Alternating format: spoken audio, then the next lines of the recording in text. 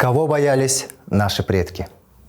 Уважаемые зрители, не так давно наш YouTube-канал начал активно работать, но за небольшой срок, всего за 3 месяца, было выпущено 30 оригинальных видеороликов по авторским материалам специалистов Центра по развитию калмыцкого языка. Мы благодарим наших подписчиков за интерес к родной культуре и языку и сообщаем, что ЦРКЯ планирует публиковать последующие видеоролики в отечественной социальной сети ВКонтакте. Официальное сообщество нашего центра в ВК несложно найти по названию, а ссылка на него в описании канала. С древнейших времен самыми близкими нашим соседям по планете были животные. В связи с ними люди начали придумывать первые религиозные ритуалы, обряды и культы. Животным приписывали мистические качества. Люди стремились перенять их силу, ловкость, отвагу и чувствительность к опасностям. Их боялись и уважали. С ними связывали различные приметы и предзнаменования. У калмыков до настоящего времени сохраняется особое, трепетное отношение к диким животным. У многих калмыцких родов и сейчас есть тотемные животные, покровители рода. Так, например, у рода Бухус покровителем является Бугэ – олень, у рода Харнут – черный жеребец, у рода Чонос – волк. Наиболее древним из дошедших до нас литературных и историографических памятников монголов – сокровенное сказание.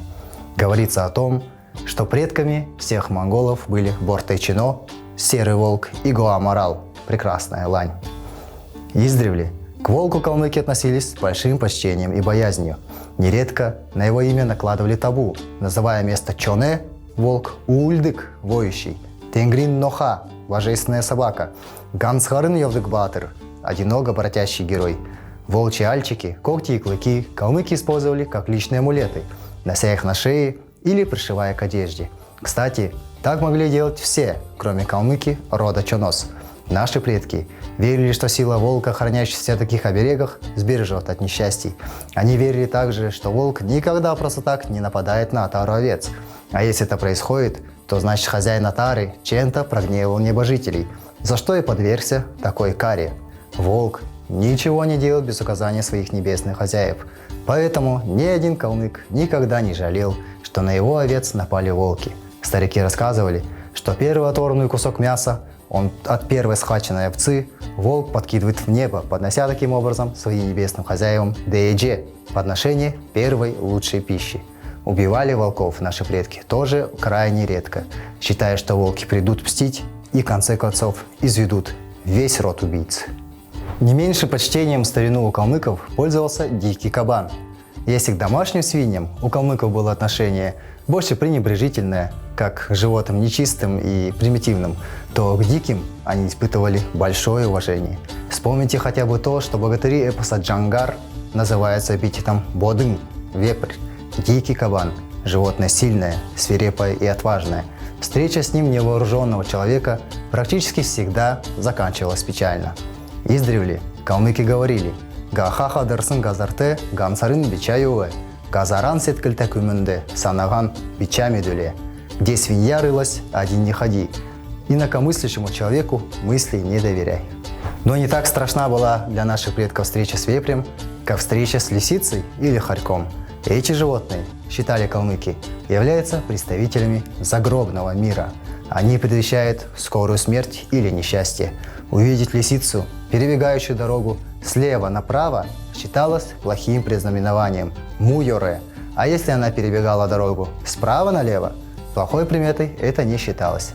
Чтобы предотвратить негативную примету, как рассказывали старики, нужно было остановиться, плюнуть 3 раза через левое плечо и сказать «Муйоран аватоде» – забери с собой все плохое предзнаменование.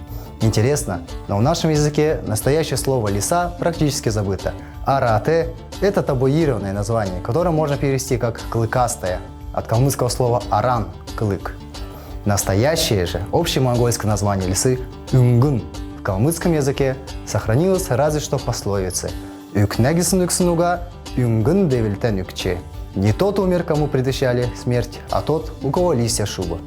Почему же лису у нас называют табуированным именем?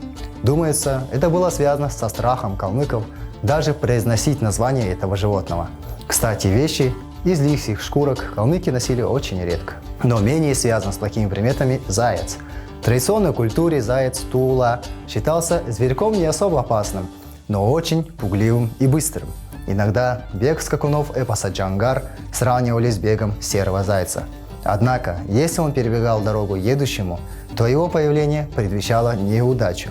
Для устранения этого предзнаменования нужно, как писал и Родион Житецкий, трижды махнуть рукой или плетью в ту сторону, куда он убежал.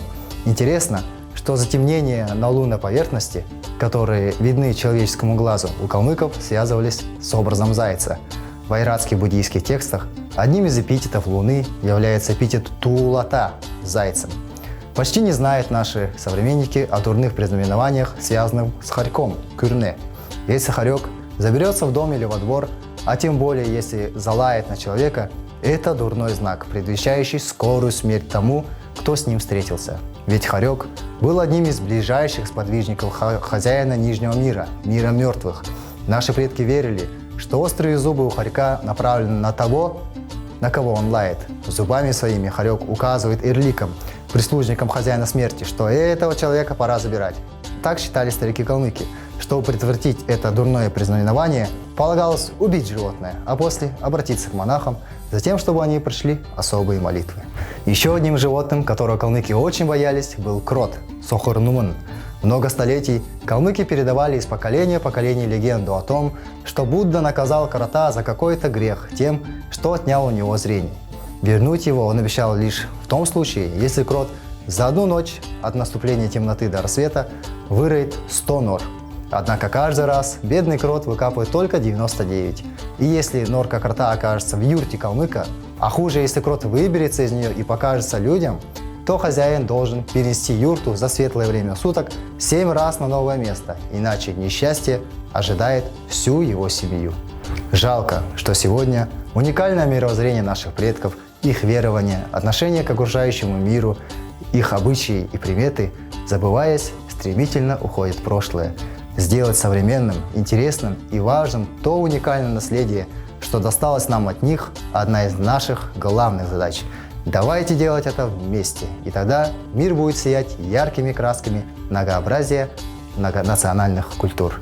Материал Геннадия Корнеева, Хальмекелин, Ирджилтин, Тыв.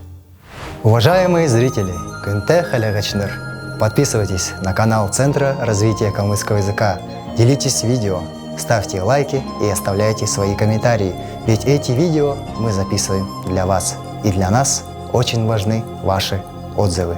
Танрига Кындылдык, Хальмекелин, Ирджилтин, Тыв.